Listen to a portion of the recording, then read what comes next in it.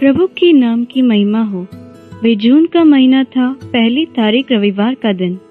आराधना के समय सुबह 9:20 पर एक विश्वासी बहन जिसका नाम सरोजनी है, वे रूपांतर होकर फिर दोपहर 1:50 पर अपने शरीर में वापस आई। उस बहन की गवाही उसकी जबान से जब सुनी तो हमें बड़ी हैरानी हुई और हम चाहते हैं आप सभी भी इसे सुने। उनकी गवाही हालांकि दूसरी भाषा में थी, हमने इसे हिंदी में भाषांतर किया ताकि आप सभी को आसानी से समझ में आ सके। आइए चलते हैं सरोजनी की गवाही की तरफ। Praise the Lord. प्रभु के नाम की स्तुति हो। मेरा नाम सरोजनी है। मैं तमिलनाडु के चंगलपेट जगह की पेंटिकॉस्ट कलीसिया की एक विश्वासी हूँ। परमेश्वर ने मुझे एक सुनहरा अवसर दिया कि कई अद्भुत दृश्य जो मैंने देखे हैं आपसे बांट सकूं।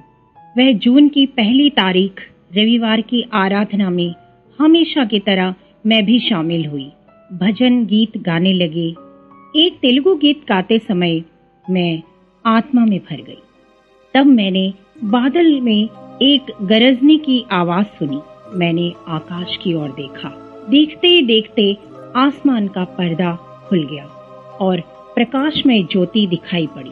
उस प्रकाशमय ज्योति ने मुझे अपने आगोश में ले लिया और मैं उस ओर खींचती चली गई। ज्योति के चारों ओर स्वर्गदूत खड़े थे। मैं घबरा गई। फिर घबराहट के मारे मैंने आंखें बंद कर ली। फिर उस ज्योति की ओर से एक आवाज सुनाई दी, डर मत, तेरा परमेश्वर हूं मैं। अनंत प्रेम से मैंने तुझे प्रेम किया। सभी पीढ़ियों में से मैंने तुझे पवित्रताई के लिए अलग किया। उस आवाज ने मुझे बल दिया और मैंने जब आंखें खोली तो क्या देखती हूँ कि यीशु मसीह उस सिंहासन पर बैठा हुआ था। उसने अपने स्वर्गदूतों से कहा, इसे मेरे पास ले आओ। तुरंत 2 स्वर्गदूत कुछ भेंट लिए मेरी तरफ आने लगे। तभी एक जबरदस्त सामर्थ्य, एक अद्भुत अभिषेक मुझ पर उतरा। मेरे वस्त्र बदल गए और शरीर से अलग होते हुए महसूस कर रही थी। उन दोनों स्वर्गदूतों ने मुझे ले जाकर एक प्रकाशमय स्थान पर खड़ा किया।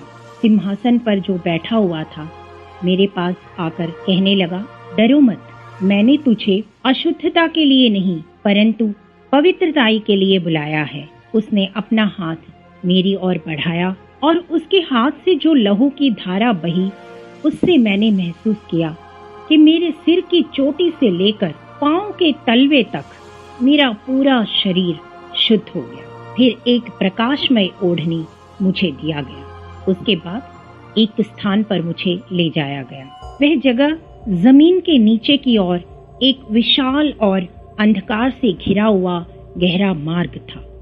उस मार्ग में रोना, चीखना जैसी भयानक आवाजें सुनाई दे रही थी। मैंने महसूस किया वह एक नर्क है और उस नर्क की वादी में हमें आमंत्रित करने के लिए बहुमूल्य रंग बिरंगे वस्त्र, कई मनोरंजन के साधन जैसे टीवी वगैरह, अपार धन की गठरियां, ऐशो आराम की तमाम वस्तुएं वहां रखी हुई थी। घमंडी, लालची और कई शैतान वहां मौजूद थे। वहां शैतानों का मुखिया, जिसका रूप विकृत था, उसने गुस्से से पूछा, इसे यहाँ कौन लेकर आया? नर्क की जासूसी करने के लिए यहाँ आई है। मैं इसका नाश कर दूंगा। ऐसे अनाप शनाप बोलकर धमकी देने लगा और चिल्लाकर कहने लगा, ये मनुष्यों को मैं स्वर्ग में जाने लायक नहीं छोड़ूंगा। जहाँ मैं और मेरे लोग नहीं जा सकते, उस स्वर्ग में तुम मनुष्यों को भी जाने लायक नहीं छोड़ूंगा। समझे तुम? मैं डर गई और यीशु की तरफ देखा। तब यीशु के चेहरे पे प्रकाशमय ज्योति चमकी और सारे शत्रुओं को जो चिल्ला चिल्ला कर धमकी दे रहे थे, उन्हें तितर बितर किया। और फिर यीशु ने कहा, नर्क मनुष्यों के लिए नहीं, तुम जैसे पापियों के लिए है जो धोखे से आत्माओं को निगल जाते हैं।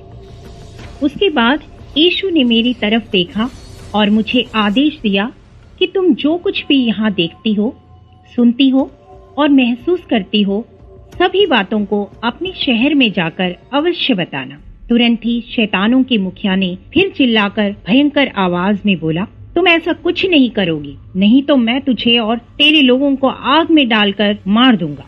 फिर मैंने यीशु से पूछा कि ये ऐसा क्यों कर रहे हैं? यीशु ने उत्तर दिया, ये संसार पर प्रभुता करना चाहते हैं, इसीलिए ऐसे शब्द बोलते हैं। इनका काम है कि किसी भी आत्मा को मन फिराने से रोकना और अंधेरी की तरफ धकेलना।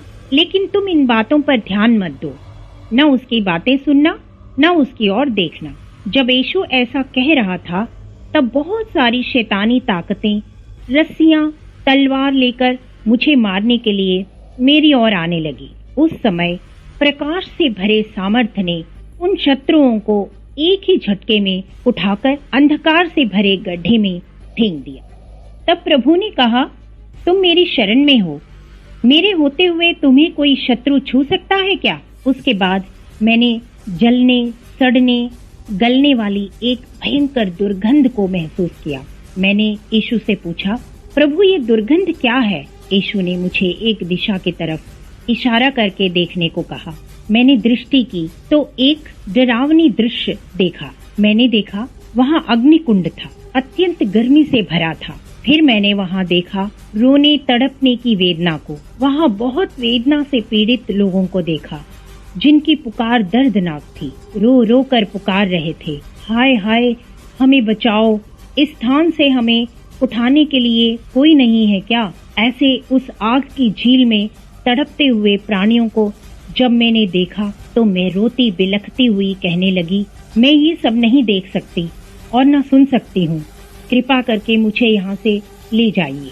मैंने तुम्हें यहाँ इसीलिए बुलाया है कि तुम इन सब बातों को सुनो, इन दृश्यों को देखो और जानो। ये लोग पाप की बंधुआई में हैं और शैतान से ठोकर खाए हुए लोग हैं। मेरे आगमन के लिए कुछ ही समय है। लोगों को चेतावनी देने के लिए ये सब तुम्हें दिखा रहा हूँ। पाप में फंसे एक बड़ा सा झुंड पहले से ही इस अग्निकुंड में गिर गया है, लेकिन जो झुंड बचा हुआ है उनको चेतावनी देने के लिए ये सब तुम्हें दिखा रहा हूँ। ये सभी लोग जो आज दर्दनाक अवस्था में पड़े हुए हैं, ये जब पृथ्वी पर थे मेरे वचन को कान नहीं लगा रहे थे, परंतु मूर्ति पूजा करते रहे और मेरी निंदा करते रहे। एक आदमी यीशु के पैर पकड़कर विनती करने लगा कि एक पल का विश्राम मुझे दे दीजिए, और उसने मुझे भी प्रभु से विनती करने के लिए कहा।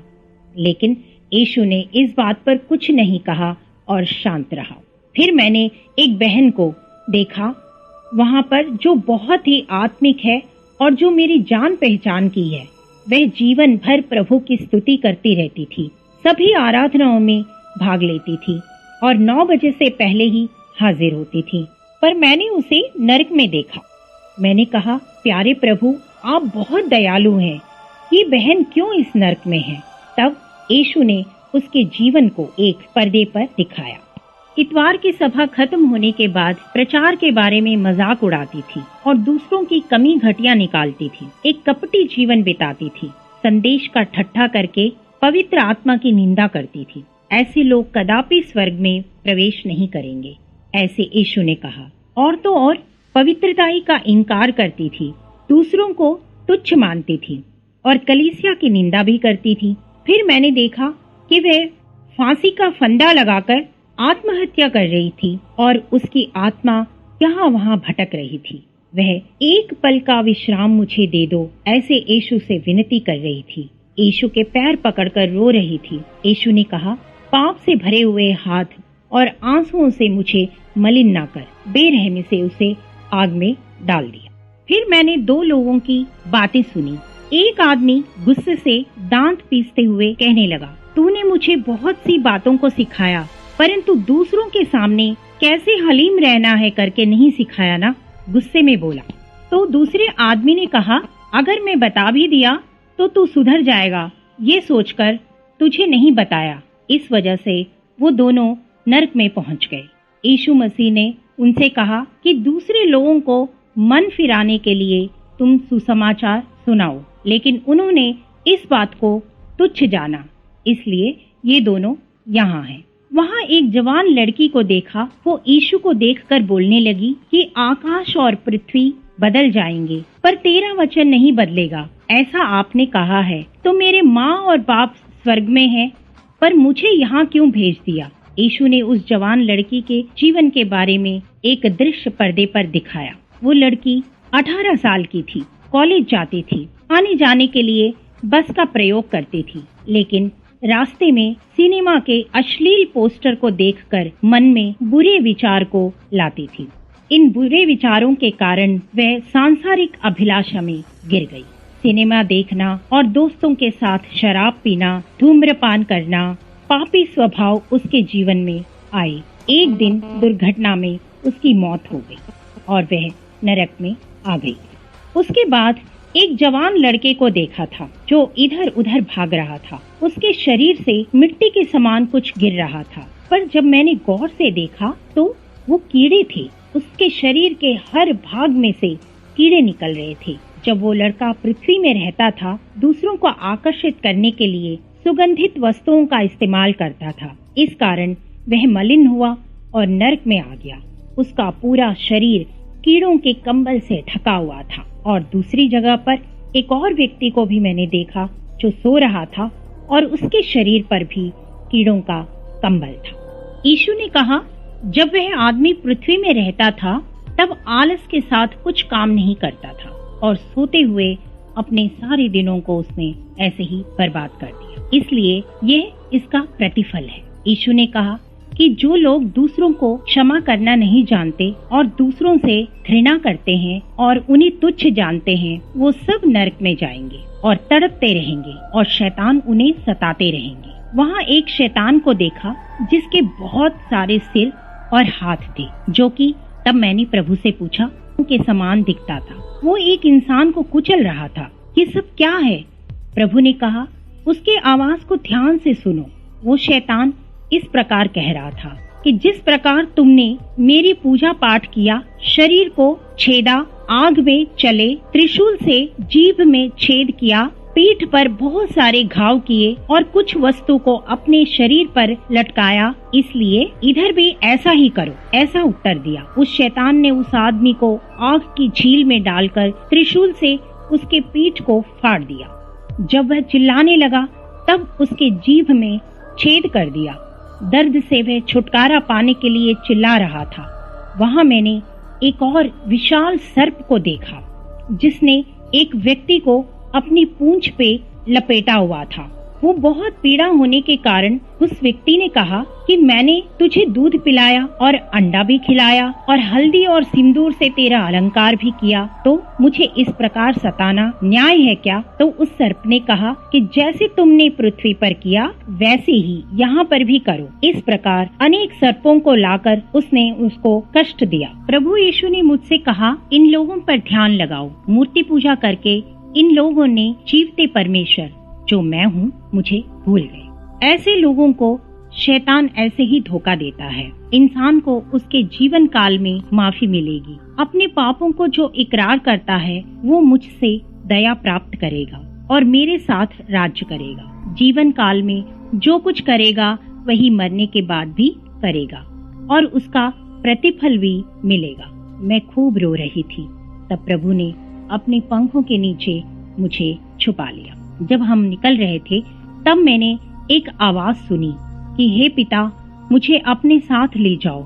छोटे बच्चों को धोखा देने के लिए वहाँ अनेक शैतान थे। वे सब बच्चों को डरा रहे थे। वे बच्चे उन डरावने चेहरों को देख नहीं पा रहे थे और वह बहुत दुखी हो रहे थे। तब एक छोटी बच्ची ने आकर यीशु से कहा, हे मेरे पिता, आप इतने सुंदर हैं। आपने इतने सुंदर वस्त्र पहने हुए हैं।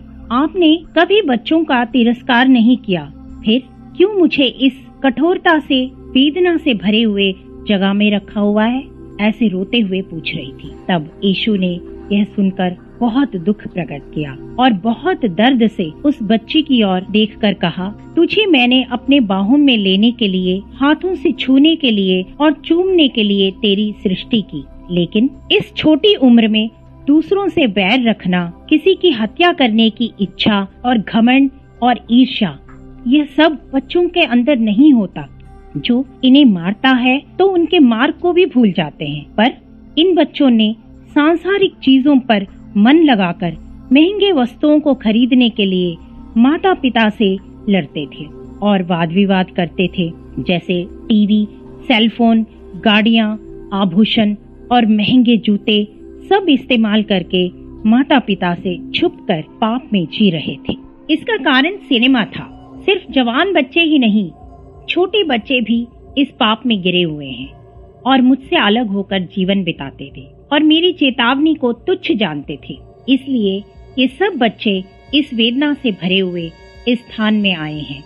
ये सब देखकर वहां से हम निकल गए। प्रेमी यीशु मुझे आसमान के ऊपर ले गया।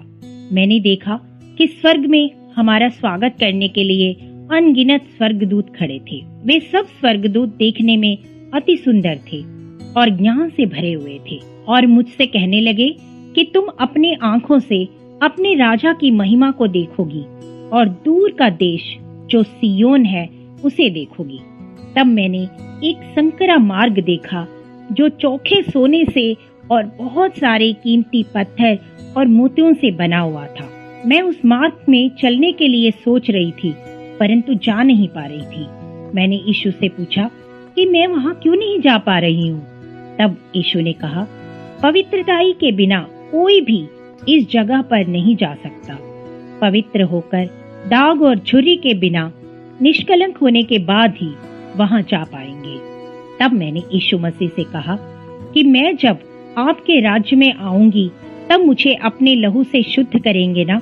यीशु ने कहा कि जितना कलेश पृथ्वी पर उठाओगे उतना ही इस मार्ग पर चलना आसान होगा। जब हम वहां से पार कर रहे थे तब स्वर्गदूतों ने ऊंची आवाज में इस प्रकार स्तुति करना शुरू किया, सेनाओं का यहोवा पवित्र पवित्र पवित्र है। तब मेरे पैर भी हिरण के समान बदल गए और मैंने भी ऊंची आवाज में स्तुति करना आरंभ कर दिया। नरक में आंसू, दुख और दर्द को देखकर मैं दुखी हो गई थी, लेकिन जब स्वर्ग में देखा कि न रोना है, न दुख है, न बीमारी है, वो स्थान ज्योति से भरा हुआ है और वहाँ आनंद ही आनंद है। मैंने स्वर्ग में एक स्थान देखा, वहाँ अपनी दौड़ को जय के साथ दौड़कर खत्म किए हुए लोग विश्राम कर रहे थे। मैंने वहाँ बहुत सारे संतों को भी देखा। मुझे उनके नाम तो पता नहीं थे, लेकिन मैंने उनके चेहरे को देखा। वहाँ हमारे प्रधान पास्टर विल्सन जोसेफ को भी देखा। वे सब महिमा और प्रकाश से भरे हुए थे और उनके चेहरे चमक रहे थे। बहुत देर देखने के बाद पास्टर जी को मैंने पहचाना। उनके वस्त्र भी प्रकाशमय वस्त्र थे। उन्होंने मखमल श्वेत वस्त्र पहने हुए थे। उसके बाद एक और जगह में गई। वहाँ बहुत सारे मुकुट रखे हुए थे। उनमें 12 प्रकार के कीमती पत्थर लगे हुए थे। वहाँ 3 प्रकार के मुकुट थे, जीवन का मुकुट, धर्म का मुकुट और महिमा का मुकुट, और भी बहुत सारे मुकुट थे। 12 पत्थरों से नींव डाला हुआ और महिमा से भरा हुआ नगर को देखा। उसके चोटी के ऊपर एक नगर दिखाई दिया। यह कौन सी जगह है? मैंने प्रभु से पूछा। यीशु मसीह ने कहा कि यह हमेशा हमेशा के लिए निवास करने का मेरा प्रिय निवास स्थान है। सिद्ध संतों को इकट्ठा करने के लिए तैयार किया हुआ जगह है। इसके कामों को जल्दी पूरा करके मैं महिमा में शीघ्र ही प्रकट होने वाला हूँ। तब यीशु ने मुझे उस आगमन के बारे में एक पर्दे में दर्शन दिखाया।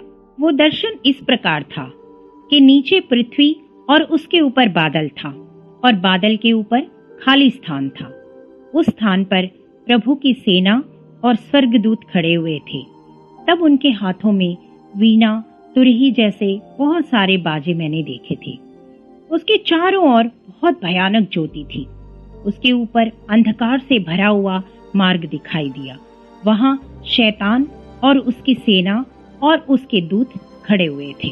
बादल और प्रभु की सेना जहां खड़ी थी, उनके बीच की दूरी लगभग 30 से 40 फुट थी। उतनी ही दूरी यीशु की आगमन में है, यानी यीशु का आगमन बहुत निकट है। हथेली के अंगूठे से उंगली तक जितनी दूरी है, प्रभु का आगमन उतना ही समीप है। यीशु और उसके सेना और स्वर्गदूत बादल पर बड़ी बेसब्री से बाट जो रहे थे। ये सब देखने के बाद मैंने यीशु से कहा, मैं इधर ही रहूंगी। पर यीशु ने कहा कि मेरी बेटी, शांति के साथ पृथ्वी पर जा और इस स्थान पर मैं तुझे वापस लाऊंगा। जब मैं वापस पृथ्वी पर लौट रही थी, तब दुष्ट आत्मा ने मुझे घेर लिया। यीशु भी मेरे साथ था। यीशु के हाथ में बड़ा सामर्थ्य अभिषेक था। उस अभिषेक को पाने के लिए, दुष्ट आत्मा से लड़ने के लिए मुझसे नहीं हो पा रहा था। उस समय चमकते हुए तारों के मानिंद अनेक स्वर्गदूतों ने मुझे घेर लिया। तब सियोन का अभिषेक प्राप्त किए हुए सेवक लोगों ने मेरे सर पर हाथ रखकर प्रार्थना किया, क्योंकि मैं बेहोश पड़ी हुई थी। उस समय यीशु ने शरीर में वापस जाने के लिए आज्ञा दिया। मैं अपने आत्मिक शरीर को छोड़कर अपने सांसारिक शरीर में प्रवेश हो गई। यीशु मसीह अपने सिद्ध संतों को पवित्र कलीसिया से ले जाने के लिए बीच आकाश में प्रकट होगा। यह पूरा होते ही शैतान अपने सेना को लेकर पृथ्वी में राज्य करेगा और यीशु के आगमन में जो नहीं उठाए गए हैं उन्हें कष्ट देगा। इसलिए हमें यीशु के आगमन के लिए तैयार होना है, ताकि हम उस महा कष्ट से बच जाएं और हमें स्वर्ग जाना ही है। प्रभु हम सबको कृपा दे। आमीन।